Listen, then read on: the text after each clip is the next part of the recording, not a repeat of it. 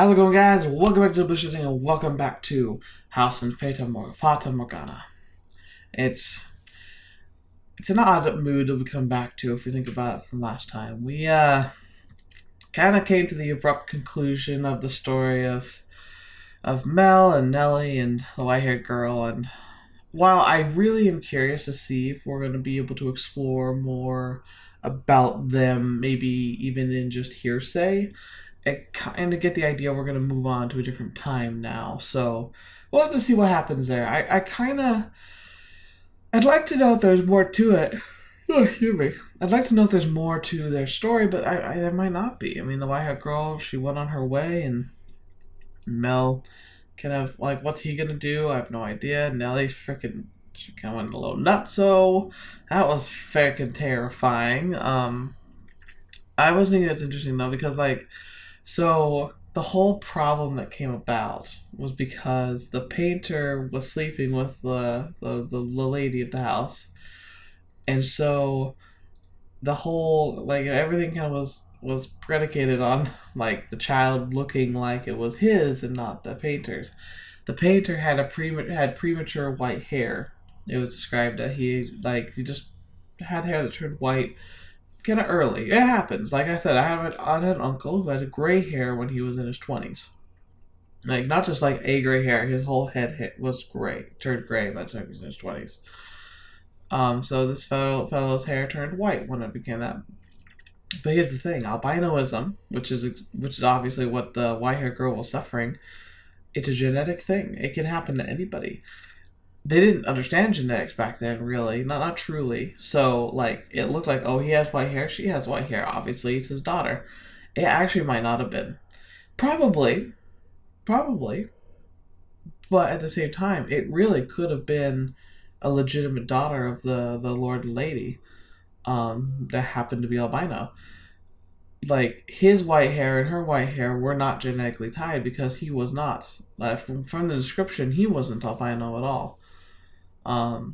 So it just kind of throws another wrench into the whole thing. I was just like, oh, it was really just a batch of bad luck, really. But dang, what a cool story it was. So we're gonna jump back into it. Listen to some more of my terrible voice acting, I'm sure. But let's see what we end up going to next. The crestfallen young man faded into the distance. Decrepit double doors clacked shut. So it's the end of our vision, seeing Mell kind of like distraught in the street. Through the shattered glass, you could see only the ruins of a garden, not a single rose growing within. You had evidently returned from the past. In the garden, weeds grew taller than people. You found it difficult to look at. A wolf howled in the distance. The children, the sea of roses, the white-haired girl were nowhere to be found. You and the maid who called you master were the only people present in the mansion. What if we're Mell? Like, what if we actually are Mell, and, like, Mell becomes cursed? What happened to them next? Oh, master, you would know better than I. Yeah, okay, are we Mell? We might be Mell. My. You cannot remember? It seems this is quite serious, then. Worry not. My loyalty lies with you, master. The mansion has witnessed more yet. Let us make our way to the second door. Your hand in hers, the maid guided you back through the kitchen and into the tea room. Her palms were still cold. You felt as though you were clutching ice. Master? Do you wish to know the truth, no matter what may be hidden within? Or, if it is something you would be happier not knowing, would you rather remain in the dark? Oh, is that so? Personally, I'd rather know the truth. As horrifying as the truth might be, it's very rare where the horrors of reality outweighs the benefit of understanding your place in the situation. I wonder about their father. Yes, the flaxen-haired sibling's father. Do you think he knew about the white-haired girl? If he did, then perhaps he allowed her to stay because of how deeply he loved his wife. Or maybe because he did not wish people to find out about her. I expect he too experienced many different emotions. But the pages of his story remain untold. Their parents likely had a turbulent tale as well, but theirs is not of consequence. To whom? I could not tell you. You and the maid crossed through the entrance hall, continuing your trek. At some point, the fire in the fireplace had faded to embers, emphasizing the lack of light within the mansion. The maid took a candlestick and lit it in the cinders. The small flame illuminated her pale face. On a whim, you asked the maid about herself. About me? I am a maid devoted to your service, master, as I have said. Oh, what was that? You are interested in my name. You flatter me. I truly do appreciate the question, but you are more than welcome to simply call me the maid. Also, it would make me much happier to hear you say my name after you've recalled who you are, master. A subtle smile rose in the maid's face, after which she began to lead you down the first floor corridor. So many enigmas.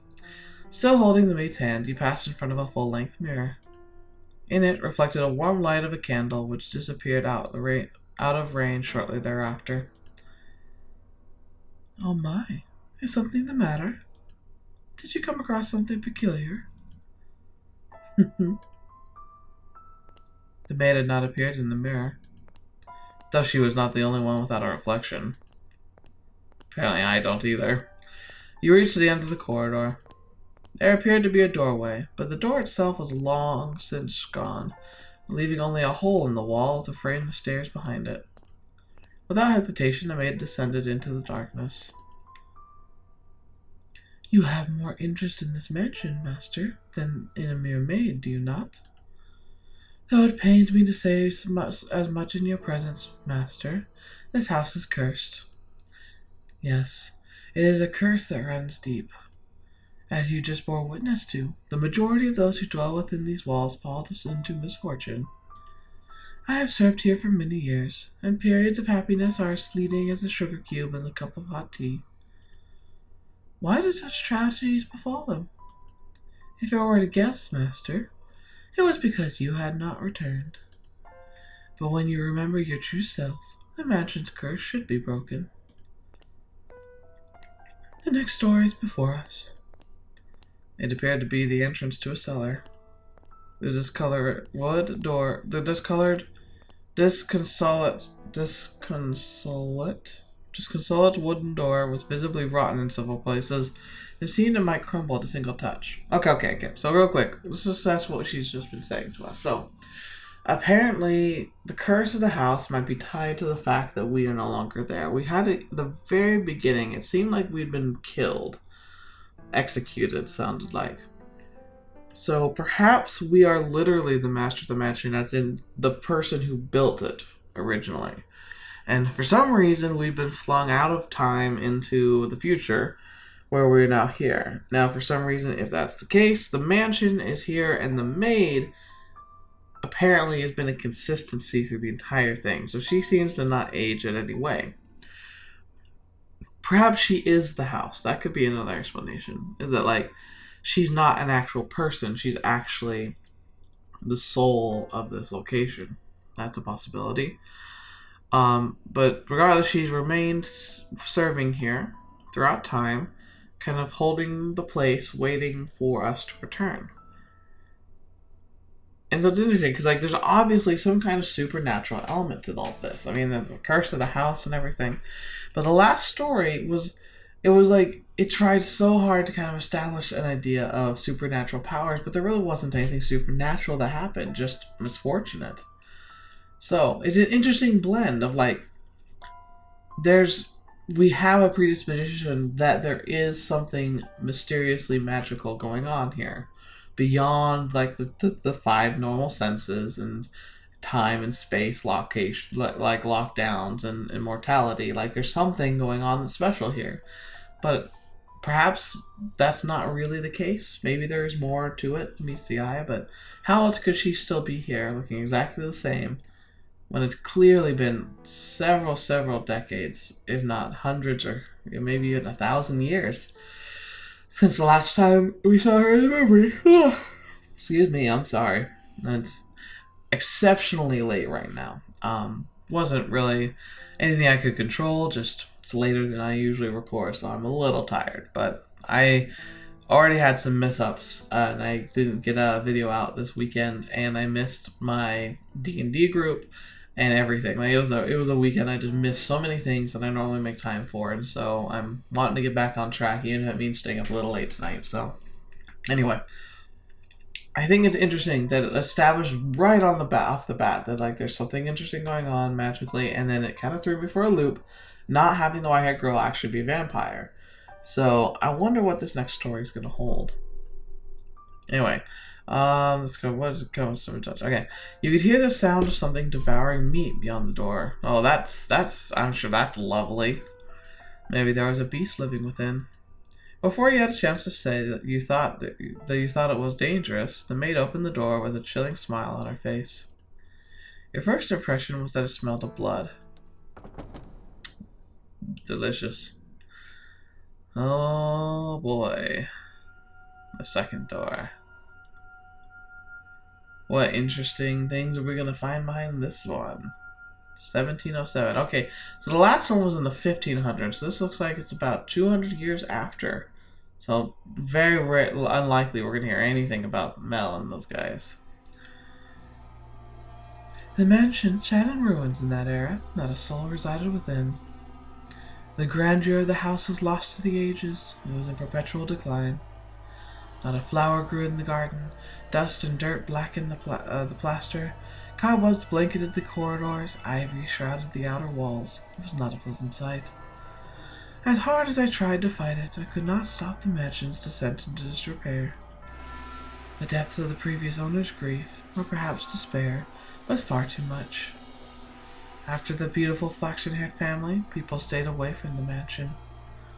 They had no heirs, so their bloodline simply vanished into the depths of history.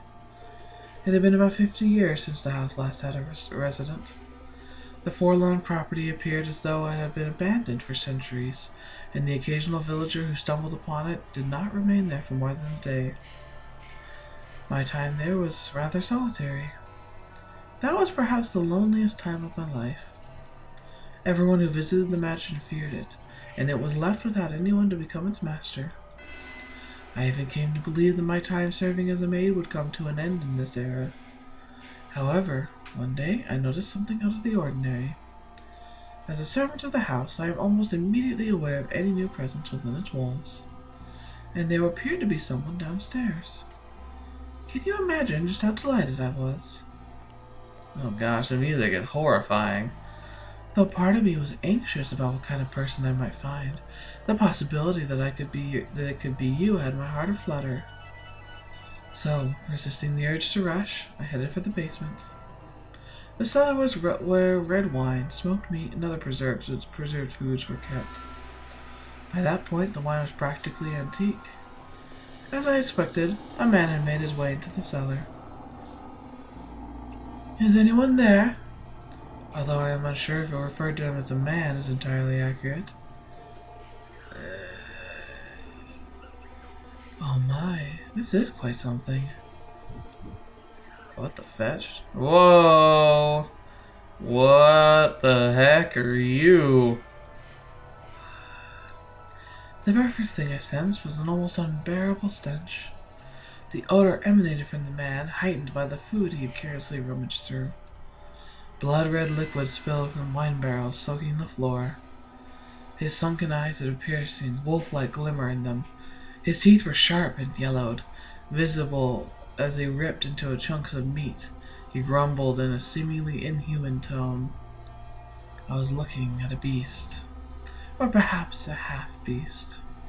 There was another source of odor in the room, though. It had something of kind of metallic tinge to it, and when I noticed this, well, that's blood. I nearly passed out. The red liquid was not just wine, as I had assumed. The beast had, I presume, stolen a weapon from the village. A sword far too nice for him to lay on the floor by his side. I could hardly imagine how many people's lives he had taken with that blade. It was visibly wet with blood, even in the darkness of the cellar, but at the same time it had an imposing gleam. The fine, luscious aroma of the wine could not mask the stench of blood in the beast. Holding my breath, I took a few moments to ponder. Ponder what? Oh, master, you know. Ugh, jeez. Tell me, were you summoned here by the mansion? Did you come here knowing what kind of place it is?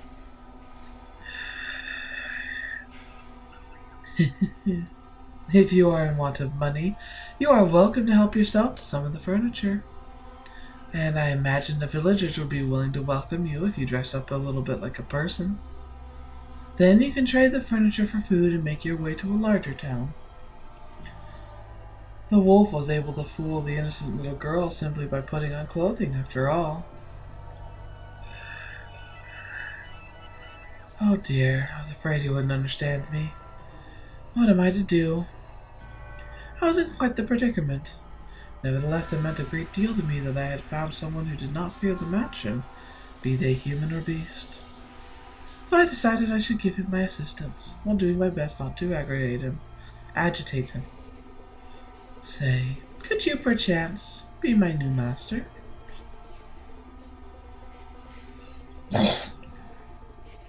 Well, something tells me this story's gonna be a little shorter than the other one. The mansion sat near the ocean. To say it was perched on a cliff might make it sound rather intimidating, but you could see it beautifully clear through the window, a glittering expanse of emerald and turquoise. If the mansion had been in proper condition, it would have been breathtaking against that backdrop. I even wanted to plant orange trees in that garden. Though it was a tumultuous era, the sun still shone brightly upon the land, which only served to emphasize the house's unsightliness. Oh yes, perhaps I should give you some more background information. At that period of time, a war had just drawn to a close. 1700s. What war would that have been, I wonder? The once gorgeous wetlands were infested with crows pecking at decaying remains. Bodies of soldiers fallen in battle continually washed upon the shores of the coastal villages. Couldn't have been the Napoleonic Wars, could it? It might have been around that time. I'm not sure how far he penetrated south, because I believe this mansion is in Italy, we determined. The people wanted nothing more than for the curtain to draw on that deeply political contest. And when it finally did, the kingdom, with its richly fertile shores, was stripped of its independence, beginning a new era under a new rule. The people were exhausted, their spirits wasted away, and the splendor of the ocean and sky did nothing to help. In my mind, the beast was emblematic of the times, emaciated and enveloped in the scent of blood. But the war came to an end. Thus the beast did not have to remain a beast, I thought. Did he? Sheesh. And so, I endeavored to make the beast more human-like. First, I needed to do something about his appearance. I would draw a bath, scrub away all the filth, dress him in clothing left in the mansion. However, having sat unused for 50 years, the majority of garments had been devoured by insects and were of little use. So I searched the mansion top to bottom for anything the beast could wear, heating up some coals and set to work ironing what I found. At the time, steam irons had not yet been invented. We used plates of iron heated with coals. They somewhat resembled kettles. I even prepared meals for the beast in order to teach him proper table manners. Although with the mansion's nearly uninhabitable state of disarray, there was only so much I could do in the kitchen, and the only supplies I had to work with were left in the cellar. As such, I was not able to put the good cooking skills I had learned in the flaxen hair family's time. Now, you mustn't eat with your hands. Do you want to get your fingers and face dirty? You're eating using a knife and fork. See, like this.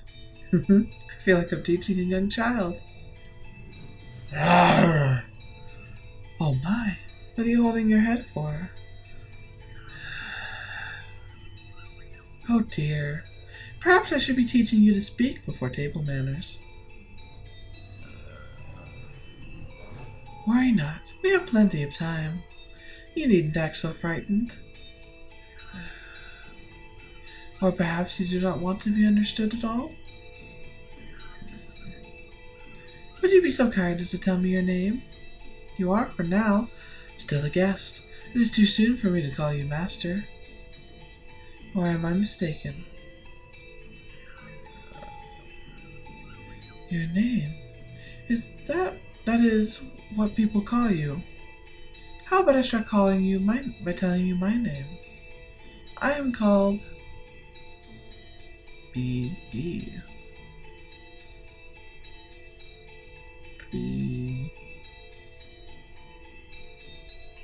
Beastia. So Beastia is obviously a nickname for us, but what could it be? Oh, that's so tantalizing. Beastia? Your name is Beastia. I see. Then that's what I shall call you, Beastia. My, you seem to be rather perplexed as to how I was still alive. He had, in fact, attempted to cause me harm, however. I am a servant of the house. The beast called himself Beastia. It is a curious thing. When I learned his name, it seemed to take a new importance in my mind. He was not a mere beast, but the thing called Beastia. Master, should I ever have the chance to hear your name, I am certain you, too, shall become more substantial a presence. But you must always remember, Master, that even if you do not remember your name, and even if you never know mine, you have always held a special place in my heart. And thus began my tranquil days with Beastia. Slowly he began to learn the human tongue, and I was, to be quite honest, rather thrilled.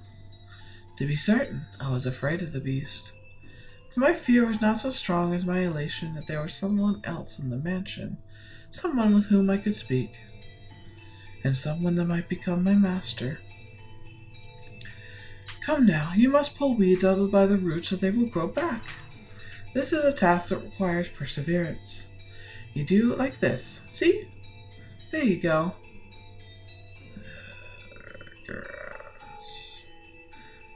Grass. Oh, did you not expect that?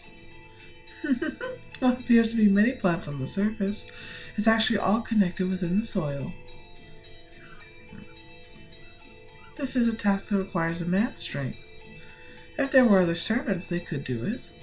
So I apologize for making you tend the garden, future master. Or perhaps, now that you are all dressed up, do you wish to leave the mansion and find someone to fool, as the wolf did the sweet little girl? Have you no interest in remaining in such a disheveled house? Go on. Not want leave. Oh my, is that so?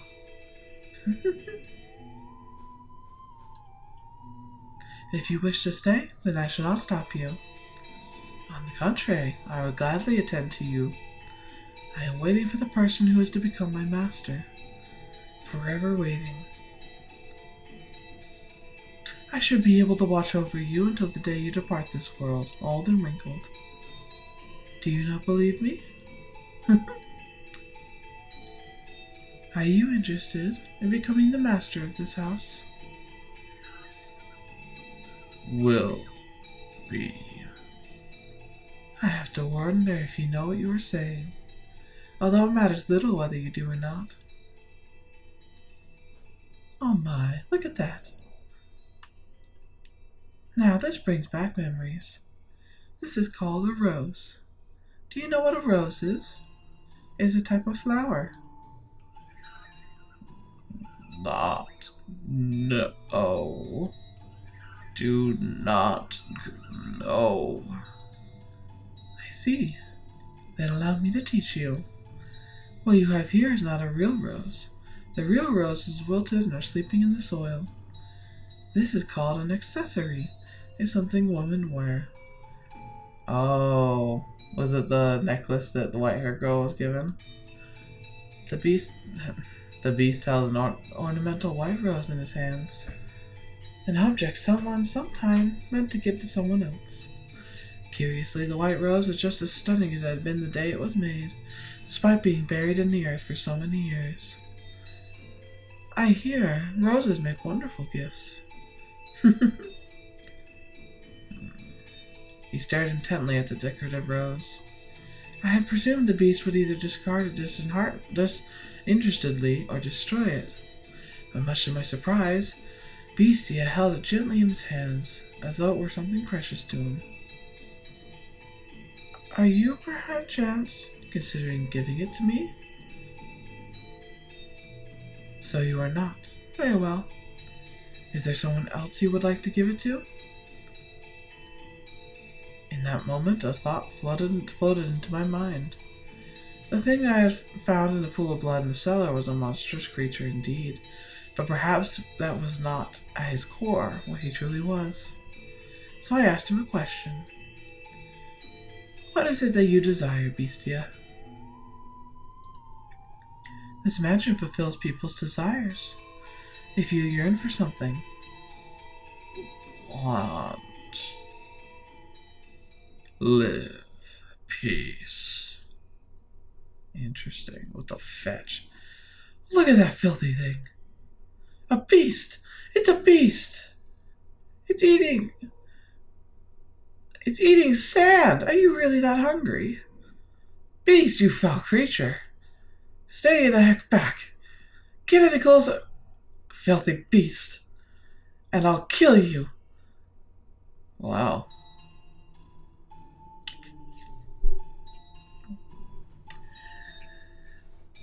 I don't know what to make of this. Several days passed by. Don't fail on me now, boys.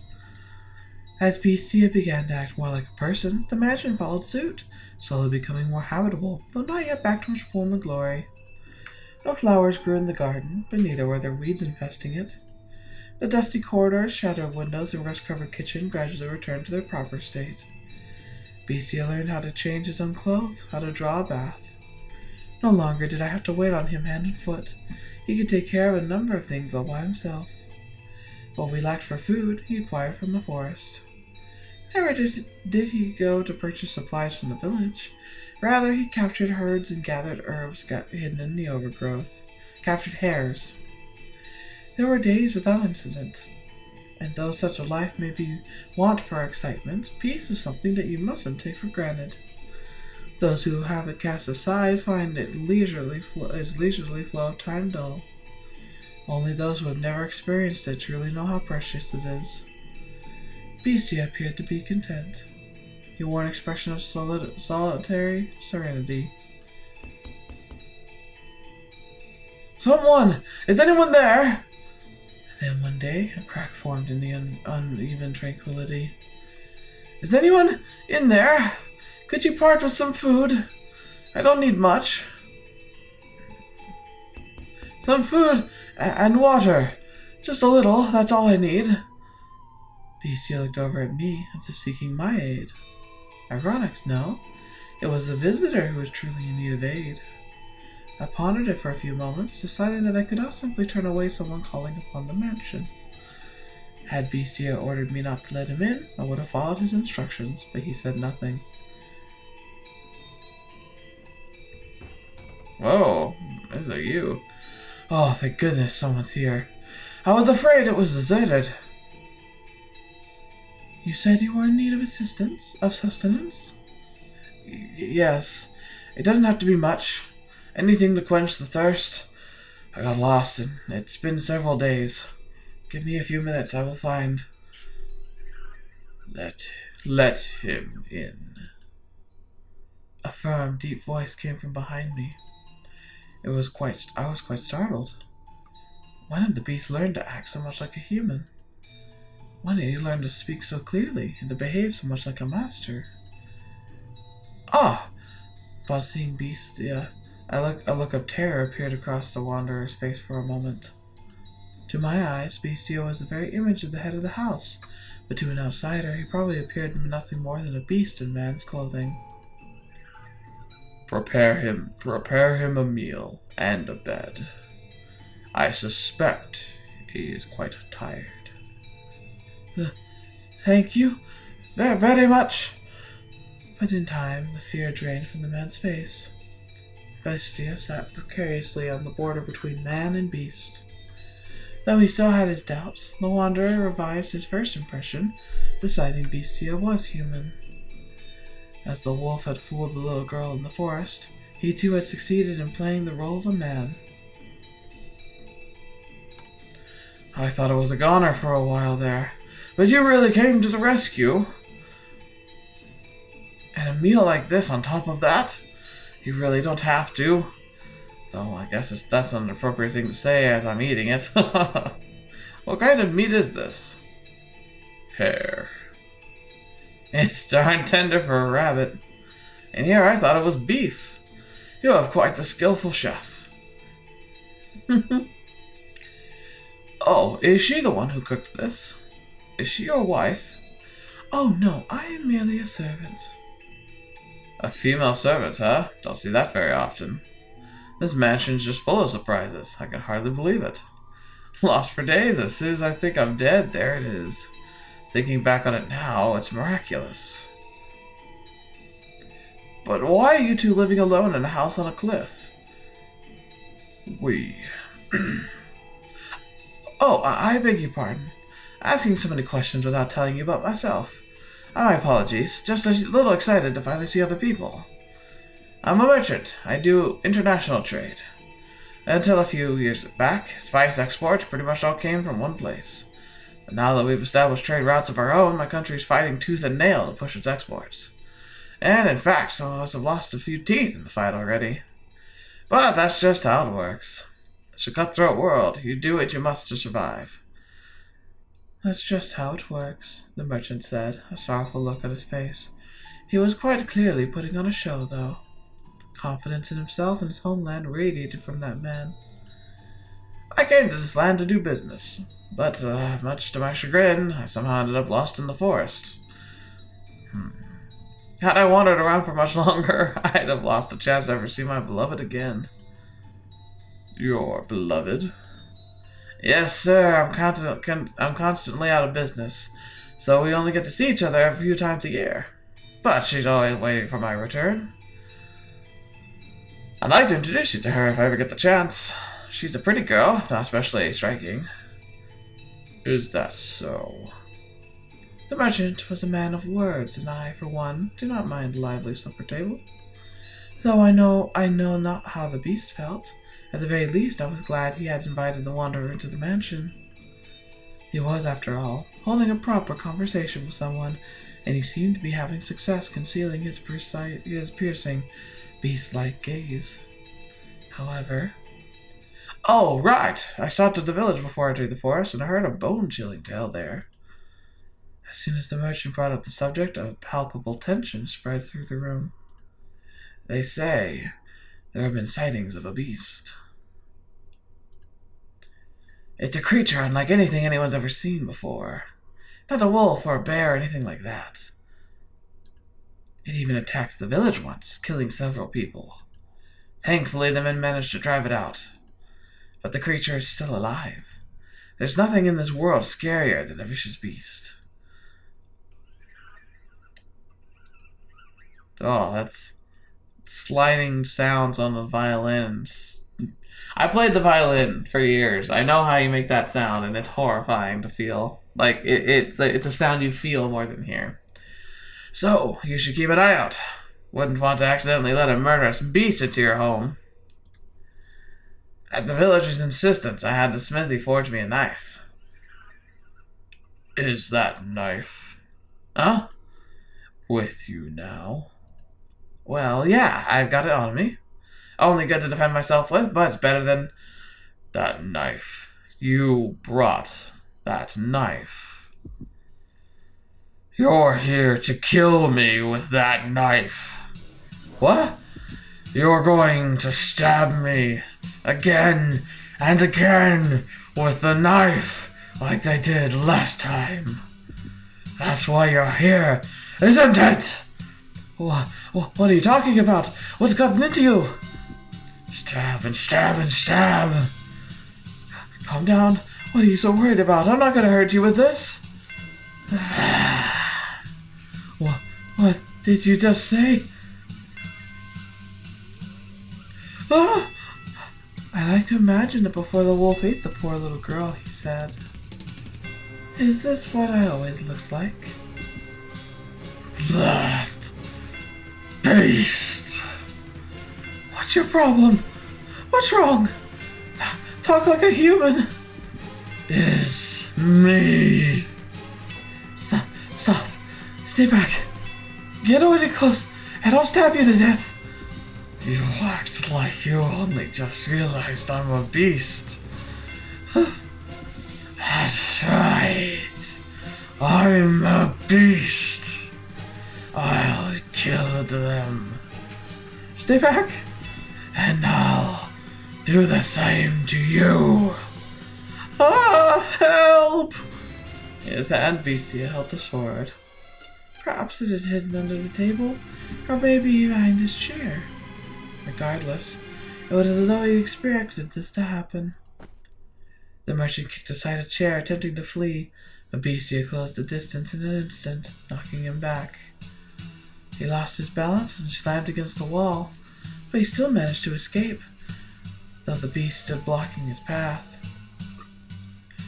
No, please, stop this! Don't kill me! My beloved's waiting for me back home! I can't leave her behind! And why should I care? Oh. Oh. Well, that's, A dreadful scream echoed through the dining room. I reflexively covered my eyes. Please, help! Ah! Someone! Anyone! No! No! One's going to come for you. This mansion's a long way from town. Help! That the woman! Where did she? Why isn't she here? She was just... You will kill me if I don't kill you. And so I must show you that I will. I must show you that I'm serious. I must kill you or you won't understand. You just won't understand. If I don't show you firsthand, you won't understand. I'll make you understand. I'll make your flesh and bones understand. Kill. I'll kill you. I'll kill you. I don't want to do a scream. Man, I kind of wish I could record this during the day with no one in the house so I could really belt out and like let my... I feel like I could do a decent job at the voice acting of this kind of thing. But I can't do that when there's people sleeping. Kill you.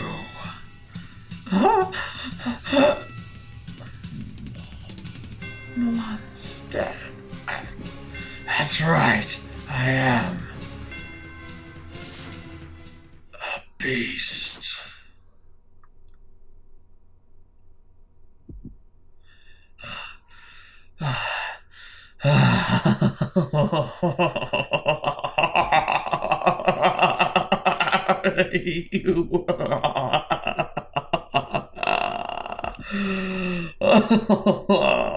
He's just screaming now. That's a lot of laughing. Fetch. They had been enjoying a peaceful meal around the table together just minutes earlier. So what had triggered this? If I were to guess, the merchant saying the word knife is what caused the beast to snap. A simple, small thing set him off. I could not comprehend it.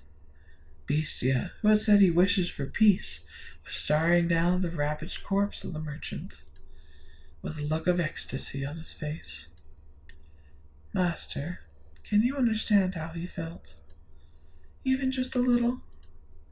Did he not yearn for peace but for slaughter?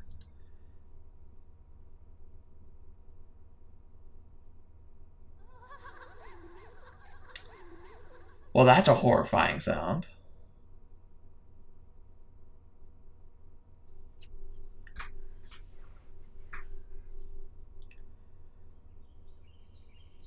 Alright, well, this is a bit of a change. If I end now, it would be kind of a short episode, but I feel like that was a really good stopping point.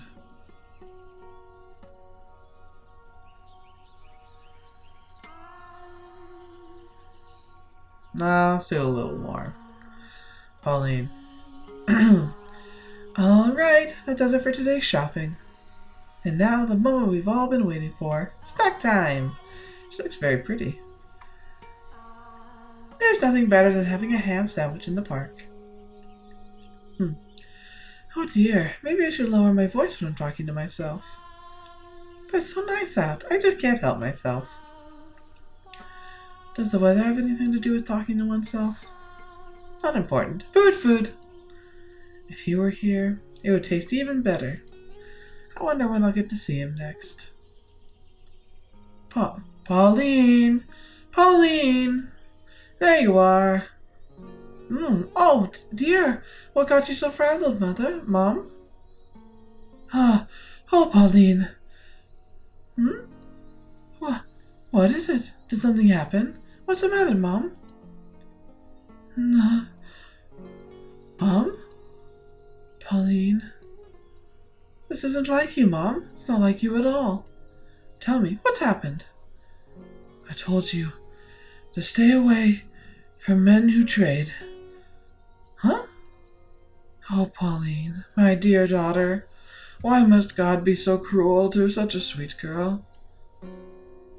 You're hurting me, Mom. Don't squeeze so tight. What's gotten into you? Listen carefully, Pauline. You must be calm and hear me out. Understood? Huh? Your lover, the beloved man you wait for? Huh? Is dead.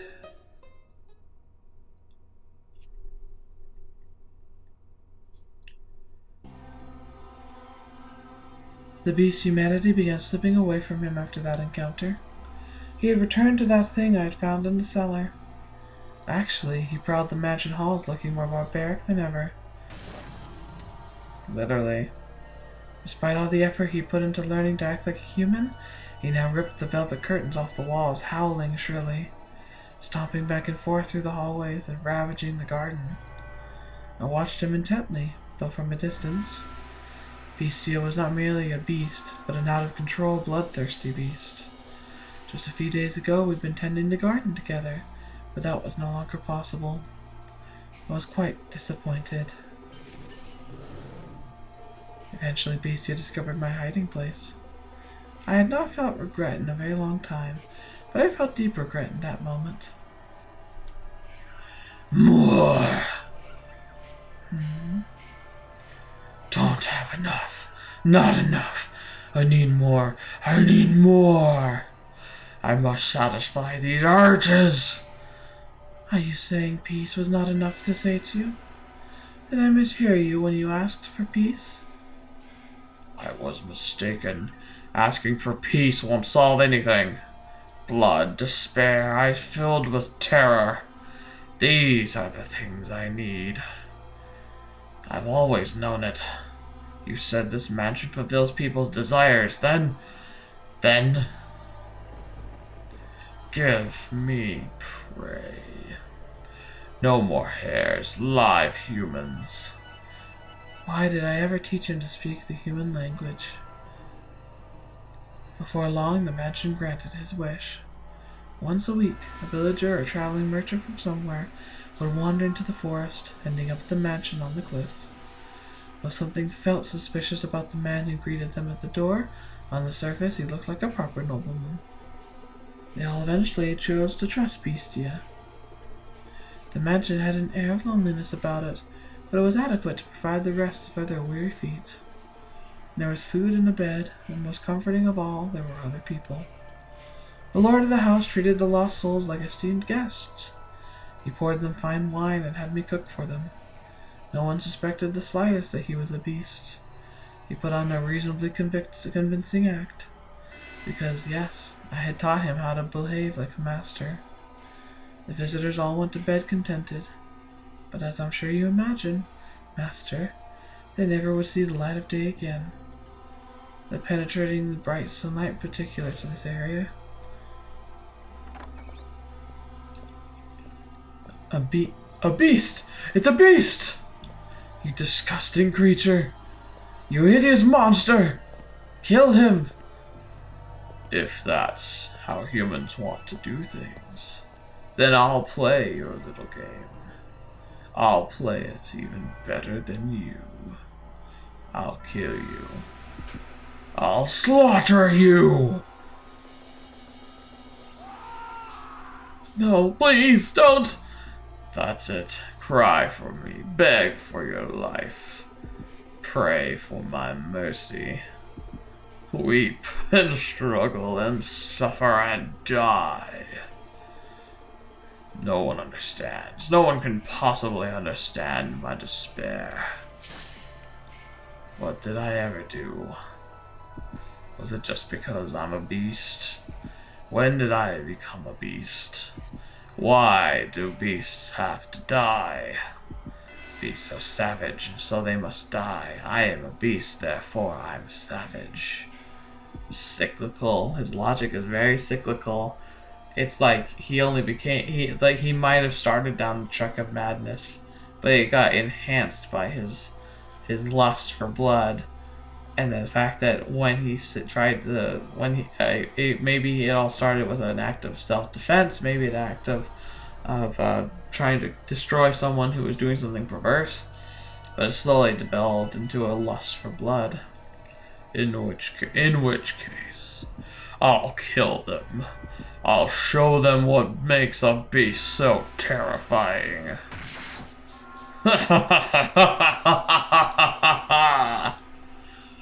I'm not gonna laugh anymore.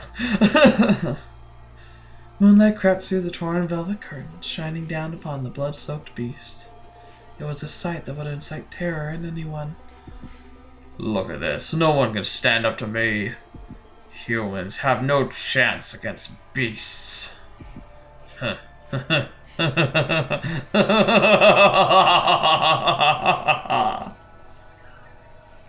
More. I need more. Give me more prey.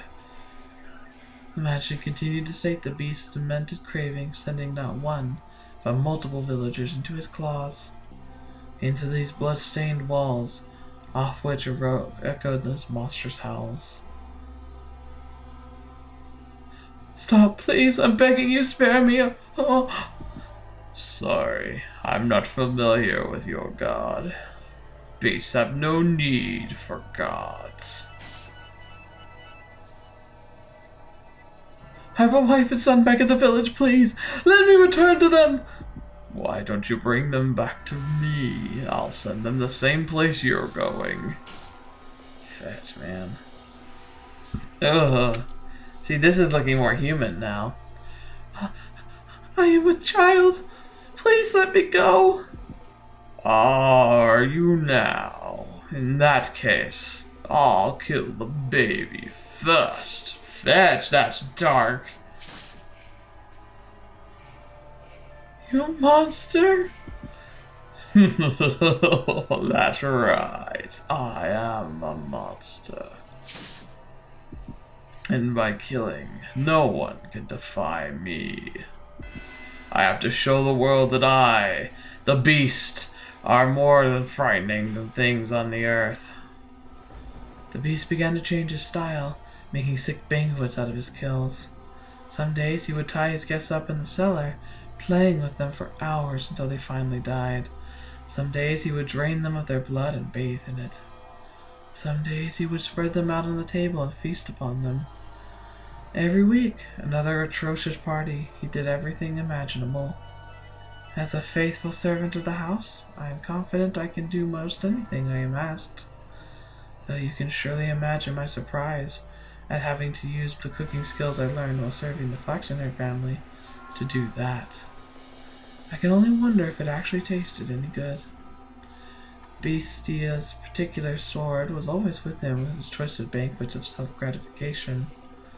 However much blood stained it, it never lost its sheen. It was as though the sword drank from the flesh of humans.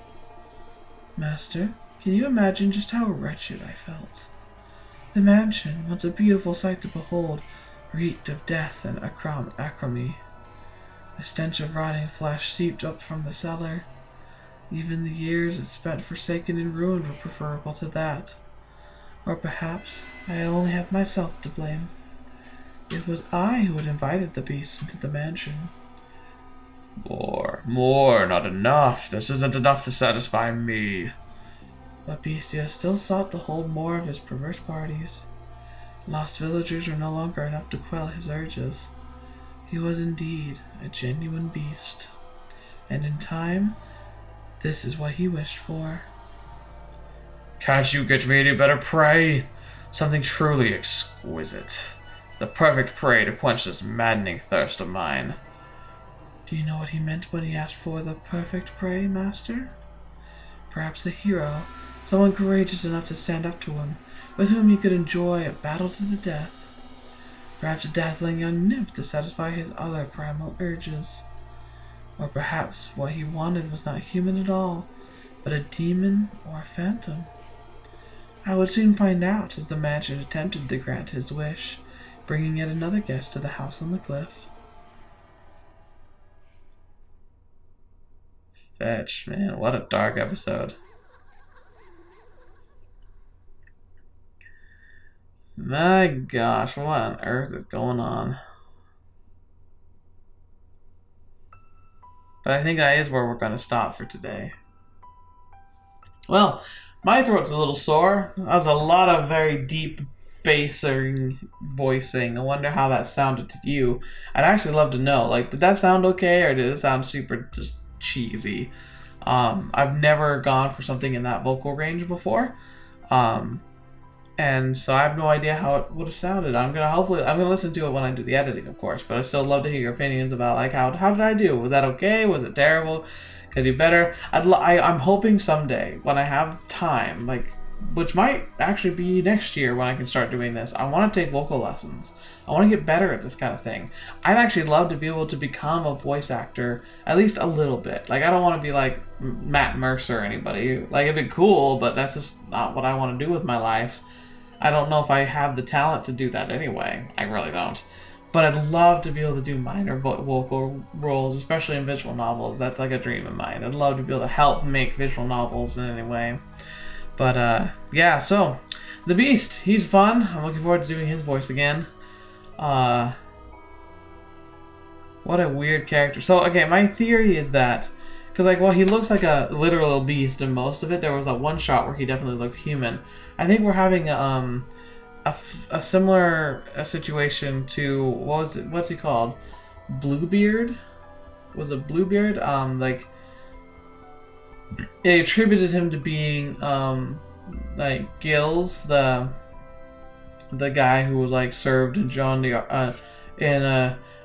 d'Arc's army in France, and how like as he got older he started like kidnapping little boys and doing terrible things to them, and like was it Queen like Bloody Mary, right? Was that Queen Mary who like notoriously like bathed in like the blood of virgins to try and keep herself young or something? Like, I'm not sure. Like this is folk stories that I remember hearing a long time ago and haven't like brushed up on or anything. But like there are literal monsters. Like maybe this guy like went to war and got a taste for violence and just something in him broke and became more of a beast than a person. I'm really interested to see more because like it definitely is a person. Like, it's not an actual monster. It's a person. So I wonder if we'll learn more about his past at all. But yeah, that's fine. I guess we'll have to wait till next week to find out what the house delivers at the doorstep, and maybe the beast will be defeated finally. But man, what a disgusting, crazy story we've gone through. I wonder if this will even get monetized. I wouldn't be surprised if it isn't. It was horrifying, especially the whole like lady with child. That was really disturbing. But that's kind of the point. So anyway, what do you think about today's episode? What do you think is interesting? Besides the vocal talent, or lack of talent, is there anything that stuck out to you about this episode in particular, besides the dark places that it went? I guess we'll find out more next week. So thank you for joining me once again. It's a pleasure having you here. Thank you so much for being a part of the channel. It's amazing. I love the fact that we keep growing every day. This channel has already become bigger and more impactful in my life than I ever thought it would. And lately, we've been seeing pretty solid growth. And I think I have a lot to thank to those of you who are watching this series.